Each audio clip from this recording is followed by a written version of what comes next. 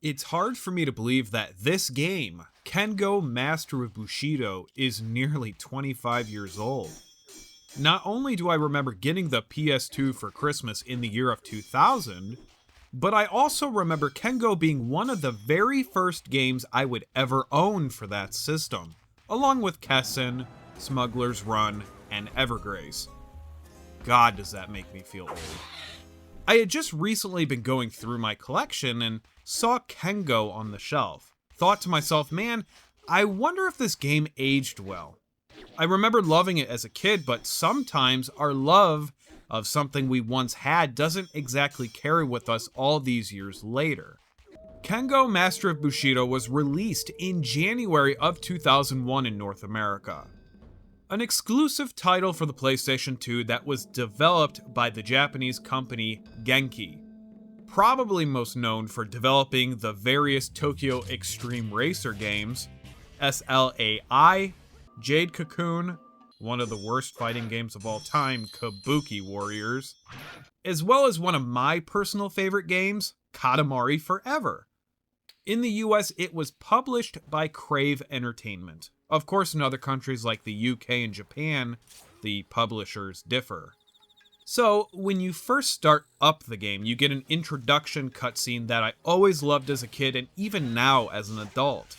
Not only does it look great, but it's eye-catching and really gets you interested in the game. The main menu consists of a few modes: single player, tournament, and versus. Versus mode is just where you can play against whoever is using the second controller. I wonder why they didn't make it to where you can play against the computer. Tournament mode is not what it sounds like. It's actually just survival mode. Last as long as you can until you lose. A very strange format, since there is an actual tournament that goes on in the single player, so why they didn't have just a survival mode as well as an independent tournament mode like you do in the single player is beyond me. Now, if you're expecting some well thought out story mode with an engaging campaign, you'll be disappointed. There is not a dynamic story, let alone an even slightly engaging one. The single player consists of various training stages, beating other dojos as well as learning more moves and obtaining swords in the process. After a period of time, a tournament will appear. If you win the tournament and the special battle afterwards, you win the game. That's seriously all there is to it. You start off with only one combo and a few other various attacks that come standard across every single character in the game. Honestly, the first hour, maybe two of the single player is painfully slow, tedious, if not completely boring. It doesn't help that the character feels woefully underpowered with attacks that you could see from a mile away. I understand the point here. It's one of those work your way up style games. A lot of fighting games are like this, in particular MMA or boxing style ones with like a career mode. Problem with Kengo is that it takes damn near forever for your character to feel mildly competent. And even then, you don't feel as powerful as the other characters in the game when you play like tournament mode, for example. In order to raise your stats, you have to go to training mode.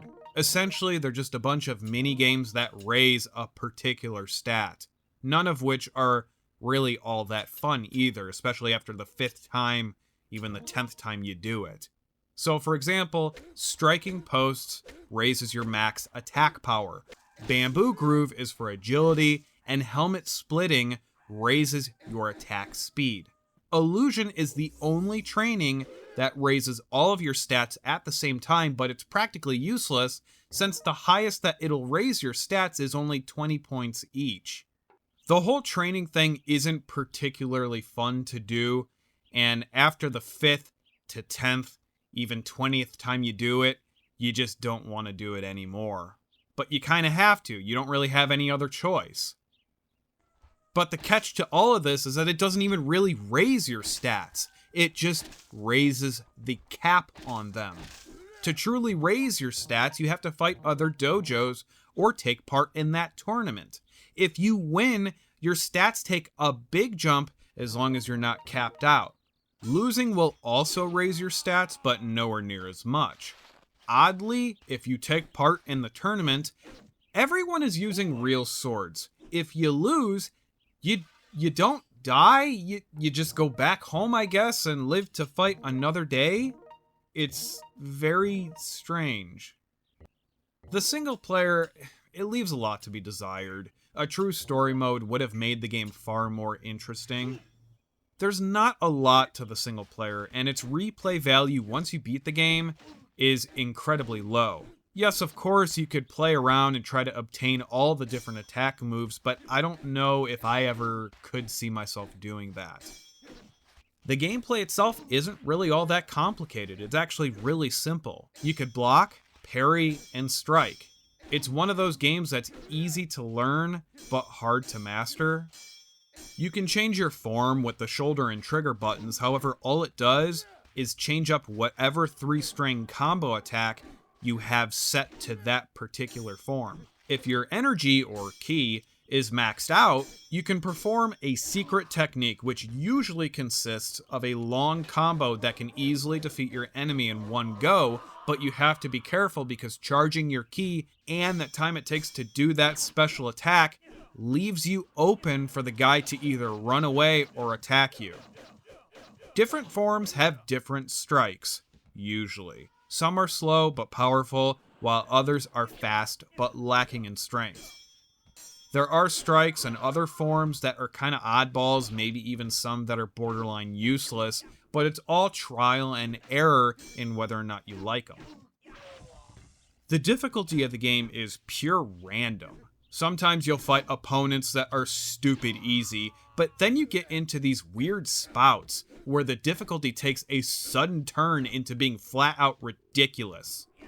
They block everything you do, parry all of your attacks, and counter while destroying you with a very small amount of strikes.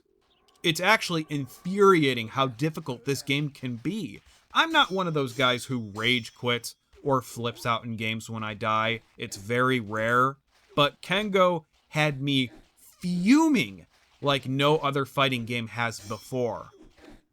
It's also bizarre because it doesn't really feel like there's a set strength to attacks in this game. Sometimes you hit a guy and it does a tiny amount of damage, and then you do the same exact strike on the very same opponent, and it takes like half their life away. I feel like Kengo's gameplay is more repetitive than most fighting games. I think a lot of it comes down to how simplistic the game really is once you break it down. You only have one special move to use, and outside of that 3-string combo, everyone has the exact same moveset. Like when you do the side attacks, back attack, lunge attacks, all of it is the same. The most frustrating thing about Kengo is honestly the game's controls. They're so clunky and cumbersome. When you're attacking, it's alright, I guess, but actually moving your character around feels like an absolute chore. It's like your character has the grace of a Mack truck. When you move left, you end up moving right. Try to do a sidestep and you find yourself running straight into the enemy. Try to run backwards and sometimes nothing happens at all. The movement direction of your character is not static like in most fighting games. It's entirely dependent on which way your guy is facing on the camera. But even then, it just feels like your guy moves at random. It doesn't help that the camera is more of a problem than anything else. It seems to do its own thing without any real rhyme or reason. Another frustrating problem I noticed is the game's wonky hit detection.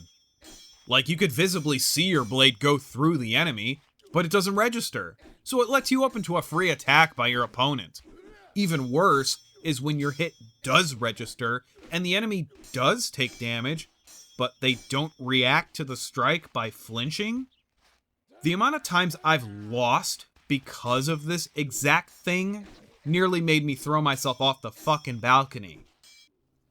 The graphics are not all that special. It doesn't look bad really, but there's things about the visuals that I simply don't like. For one, all of the stages are boring and uninspired. You either fight in dojos or in a tournament arena. Bushido Blade stages were cool for the time, like when you're fighting at the shrine, or the railway, even the rooftop. Those stages were memorable even to this day, whereas Kengo's is entirely forgettable, including the character design. They all look pretty generic looking to me. There's a couple that I guess have something different going on, like the dude with the mask and a couple older guys, but outside of that, they all look way too similar. Kengo does not have a lot of music to the game. The main menu and the character select screen are the bulk of the game's soundtrack. When you're in battle, or in those training mini-games, the background consists of various screaming animals, or insects? At least I think they're animals, hell, I don't know. Either way, you hear these things constantly, and yeah, they get old extremely quick.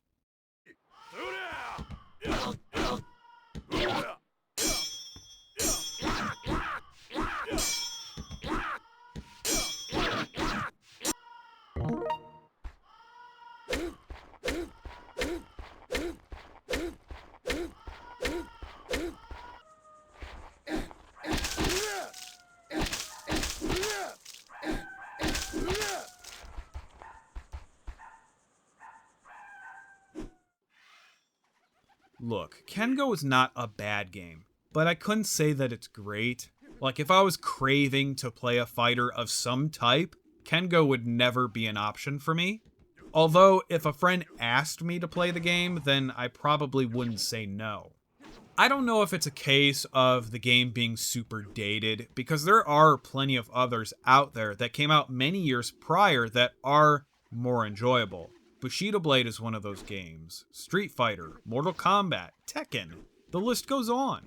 Kengo, I think, is a product of a good idea that needed more polish to it. If the controls were more fluid, and the gameplay had more going on, combined with an actual story mode that was engaging, I believe Kengo would have done much better. Now, I did not know this until prior to making this review. There are 2 other Kengo games that were not released here in the US. Kengo 2, Legacy of the Blade, released in 2002, and Kengo 3, released in 2004. I would have liked to have known what those games were like compared to the original here. The only other Kengo that was released in the US was Legend of the Nine for the Xbox 360 back in 2007, which I do own and I have played, but I can't remember a thing about it, so that can't be a good thing. Also, I mentioned the game Bushido Blade a few times in this video because everyone says that Kengo is the spiritual successor to Bushido Blade. Now, that may be the case due to several similarities, like being able to not have a HUD at all, no music during the gameplay, and how you can be killed in a matter of a combo or two, but Bushido Blade was a more involved game in my eyes. There was so much more going on with it. It had a better story mode. It had interesting characters, all with different weapons and moves. It had a much better gameplay. Kengo kinda tries, but it doesn't come close to matching the charm that Bushido Blade has.